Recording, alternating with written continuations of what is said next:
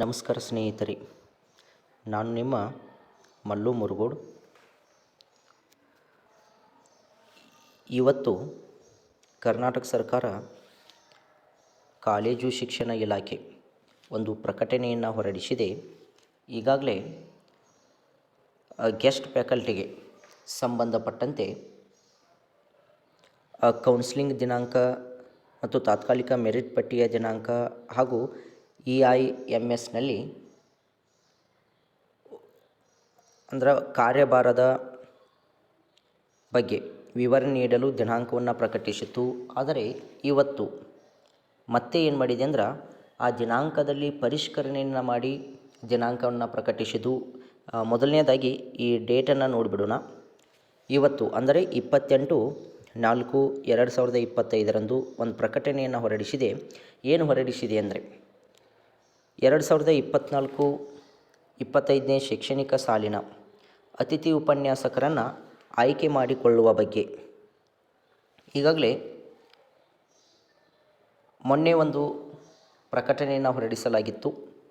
ಮೊನ್ನೆ ಉಚ್ಚ ನ್ಯಾಯಾಲಯವು ರಿಟ್ ಅರ್ಜಿ ಸಂಖ್ಯೆ 1998/2025ಕ್ಕೆ ದಿನಾಂಕ 22/4/2025 ನೀಡಿರುವ ದೈನಂದಿನ ಆದೇಶದ ಪ್ರಕಾರ ಈ ಗೆಸ್ಟ್ ಫ್ಯಾಕಲ್ಟಿಯನ್ನು ಆಯ್ಕೆ ಮಾಡಿಕೊಳ್ಳಬೇಕಂತ ಏನು ಮಾಡ್ತದೆ ಒಂದು ಪ್ರಕಟಣೆಯನ್ನು ಹೊರಡಿಸಿತ್ತು.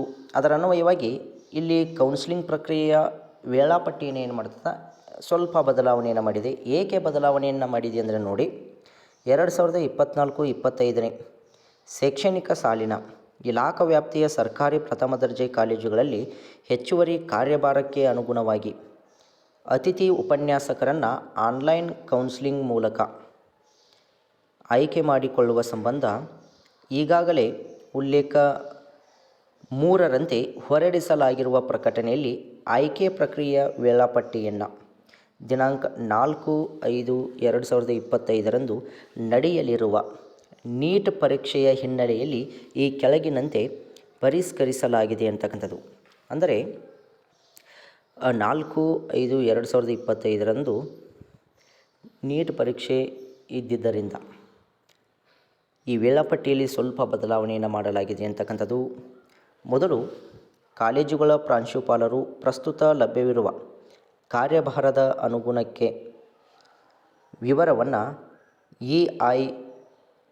EIMSನಲ್ಲಿ ಕಡ್ಡಾಯವಾಗಿ ಅಪ್ಲೋಡ್ ಮಾಡಲು ಕೊನೆಯ ದಿನಾಂಕವನ್ನು 28 ಅಂತೇಳಿ ತಿಳಿಸಿತ್ತು. ಮೊದಲಿಗೆ 28/4/2025 ಅಂತೇಳಿ.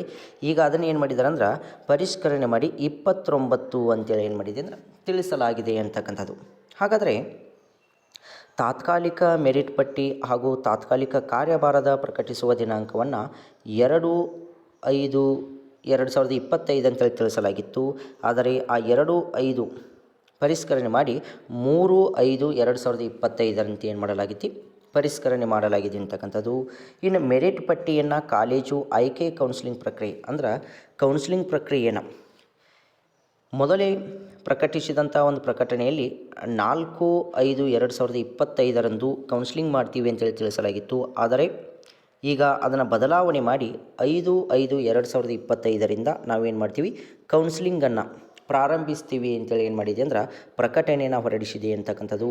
ಅಂದರೆ 4/5 ಆಗಬೇಕಾಗಿತ್ತು, ಆದರೆ ನೀಟ್ ಪರೀಕ್ಷೆಯ ಇರುವ ಕಾರಣದಿಂದಾಗಿ ಅದನ್ನು 5/5/2025 ಕೌನ್ಸಿಲಿಂಗನ್ನು ಮಾಡಲಾಗ್ತದೆ ಅಂತೇಳಿ ಏನು ಮಾಡಲಾಗಿದೆ ಅಂದ್ರೆ ಈ ಕಾಲೇಜು ಶಿಕ್ಷಣ ಇಲಾಖೆ ಪ್ರಕಟಿಸಿದೆ ಅಂತಕ್ಕಂಥದ್ದು. ಇದು ಇವತ್ತಿಷ್ಟು ಗೆಸ್ಟ್ ಫ್ಯಾಕಲ್ಟಿಗೆ ಸಂಬಂಧಪಟ್ಟಂಥ ಒಂದು ಮಾಹಿತಿ ಅಂತಕ್ಕಂಥದ್ದು. ಎಲ್ಲರಿಗೂ ಧನ್ಯವಾದಗಳು.